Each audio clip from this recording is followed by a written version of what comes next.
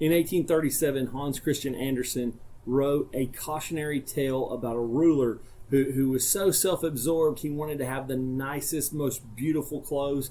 And these tailors came in from lands far, far away and said, "We can give you the most beautiful clothes that you've ever seen. In fact, our clothes are so special that only someone who is truly intelligent can see them.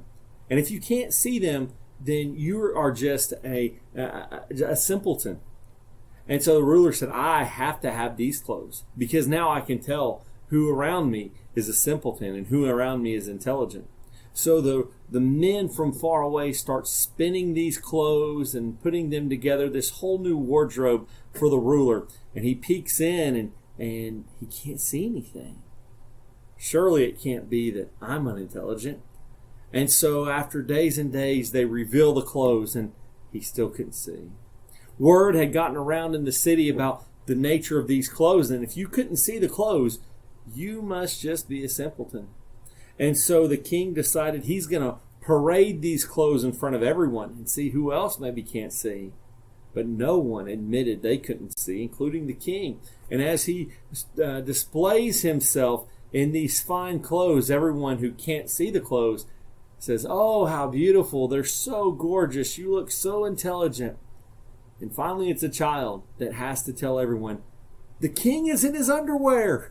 Why do you think these are great clothes?" The wisdom of a child.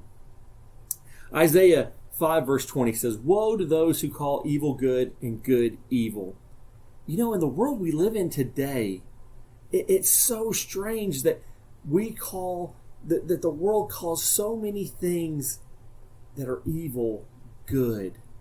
So many things that are evil they call good.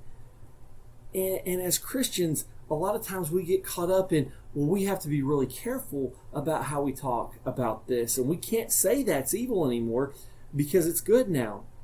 You know what? We can't be afraid of that. Just because the rest of the world is looking at someone walking around in their underwear and saying it's great, we have to have the courage and the understanding to be able to say, that's not right. We don't need to be rude about it. We have to be loving about it. But we can't be absurd about it either and sit there and say something is good when it is absolutely evil. You know, by not pointing out the evil when it's around us and by agreeing that some of that evil is good, we're complicit and we're just aiding in the furtherance of evil.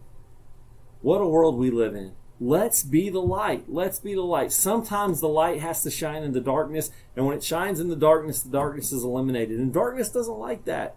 But it's what we're called to be. Let's not be the ridiculous people pointing at something we can't see and calling it beautiful, calling evil beautiful when we know it's not even there. Let's be the ones who are pointing people to the truth that people can see, that people can touch, and that people can feel for eternity. I love you all. Have a great week.